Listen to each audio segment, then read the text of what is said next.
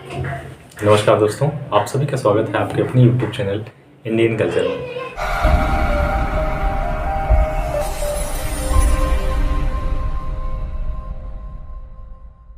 दोस्तों, आज हम चर्चा करेंगे कुंभ पर।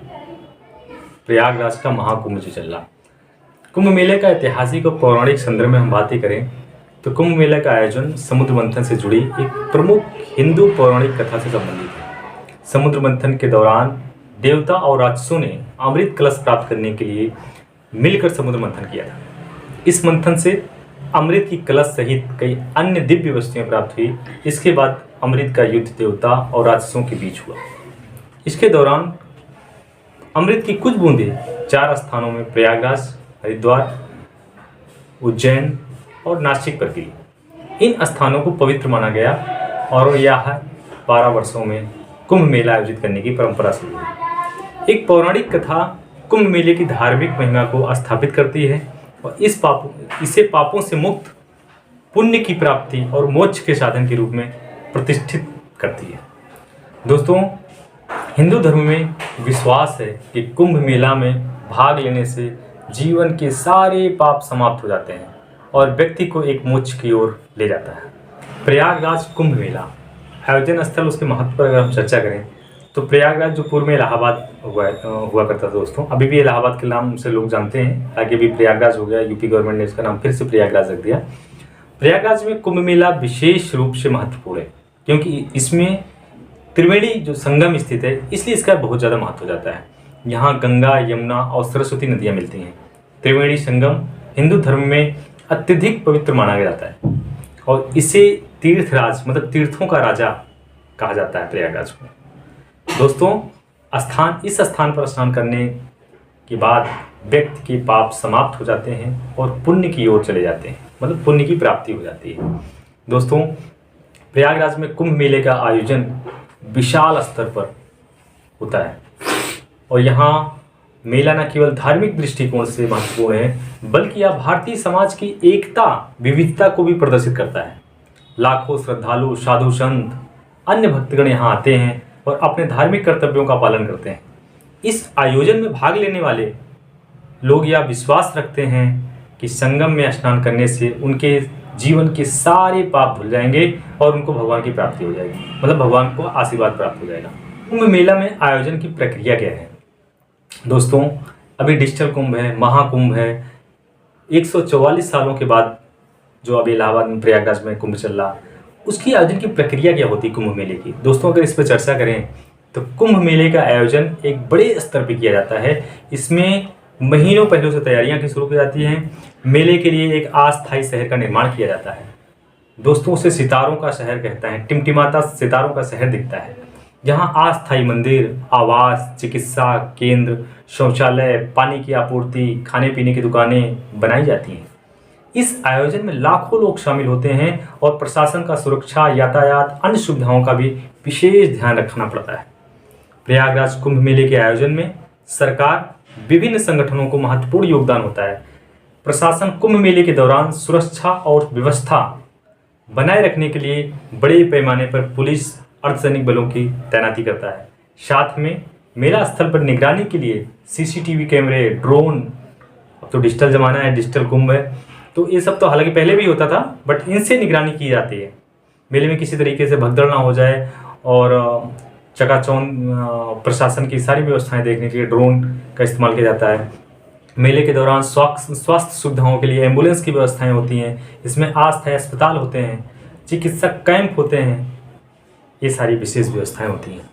इसमें कुछ विशेष दिन होते हैं स्नान करने के, जिनमें उनका विशेष महत्व है दिनों का। कुंभ मेले के दौरान विशेष रूप से कुछ महत्वपूर्ण तिथियां होती हैं जिन पर लाखों श्रद्धालु संगम में स्नान करने आते हैं और इन विशेष तिथियों पर पुण्य की प्राप्ति और पापों से मुक्ति का विश्वास होता है। इसमें से कुछ प्रमुख तिथियां हैं दोस्तों, मैं आपको बता दूं। एक माघ शुक्ल सप्तमी, माघ पूर्णिमा, महाशिवरात्रि। दोस्तों, माघ शुक्ल सप्तमी यह दिन बहुत महत्वपूर्ण माना जाता है। इस दिन को विशेष रूप से स्नान करने के लिए पुण्य प्राप्ति का सबसे उपयुक्त समय माना जाता है। दोस्तों, उसके बाद माघ पूर्णिमा। माघ पूर्णिमा पर कुंभ मेले का समापन होता है। यह दिन सबसे महत्वपूर्ण होता है, इसे राज स्नान भी कहा जाता है।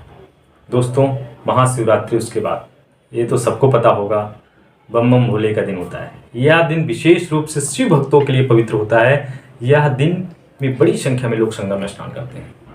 साधु संतों और अखाड़ों की उपस्थिति। दोस्तों, आपने सुना होगा अखाड़े क्या होते हैं, तो अखाड़ों पे थोड़ा विशेष चर्चा हम करेंगे।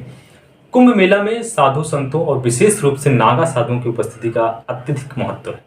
नागा साधु अपनी विशेष जीवन शैली के लिए प्रसिद्ध है, जो बिना कपड़ों के रहते हैं, अपने शरीर को भभूत, जिसे राख कहते हैं, हालांकि राख को भी मंत्रोच्चार करके पहनते हैं। उनको बोलते हैं कि मैंने कपड़े का धारण जैसे लोग करते हैं, वैसे उनको मंत्रोच्चार करके पहना जाता है। दोस्तों, उनकी नज़र में वो कपड़ा होता है।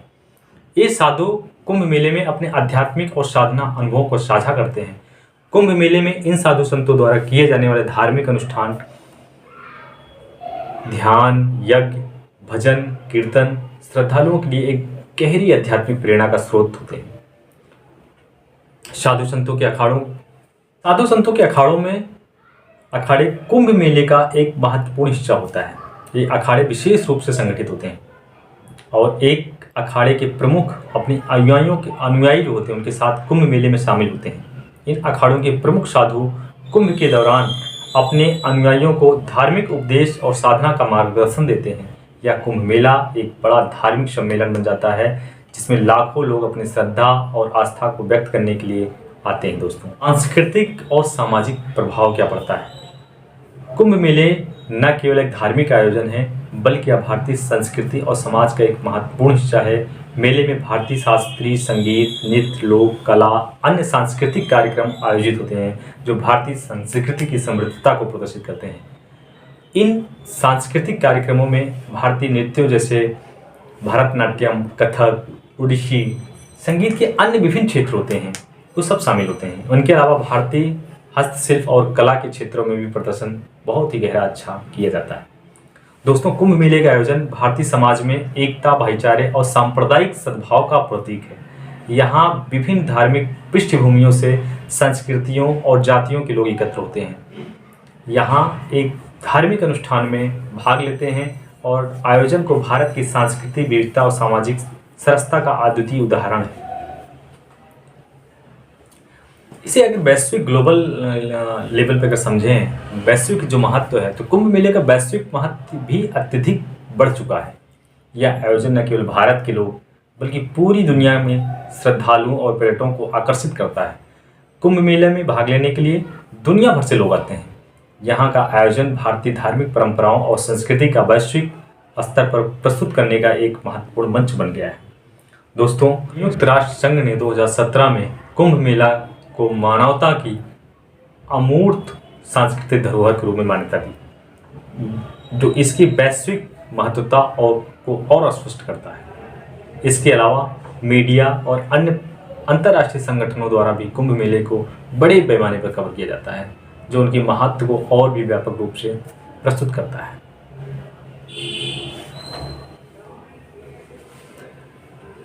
दोस्तों, प्रयागराज कुंभ मेला केवल एक धार्मिक आयोजन नहीं है, बल्कि ये भारतीय संस्कृति, परंपरा और समाज का एक विशाल प्रतीक है। यह आयोजन लाखों लोगों की विश्वास, आस्था का प्रतिनिधित्व करता है और भारतीय समाज के धार्मिक और सांस्कृतिक मूल्यों को प्रदर्शित करता है। कुंभ मेला हमें यह सिखाता है कि धार्मिक विश्वास और आध्यात्मिक उन्नति केवल व्यक्तिगत से नहीं, बल्कि समाज और समग्र मानवता के लिए महत्वपूर्ण होती है। यह मेला दुनिया भर में भारतीय संस्कृति और हिंदू धर्म के महत्व को एक अस्थायी पहचान देता है। दोस्तों, वीडियो बहुत ज़्यादा लंबा हो जाएगा, इसलिए इसी टॉपिक पर फिर कुंभ पे ही फिर विशेष चर्चा करेंगे, लेकिन नेक्स्ट वीडियो लेके आएंगे। अभी वीडियो बहुत लंबा हो जाएगा। दोस्तों, तब तक के लिए आप सभी से जय हिंद, नमस्कार।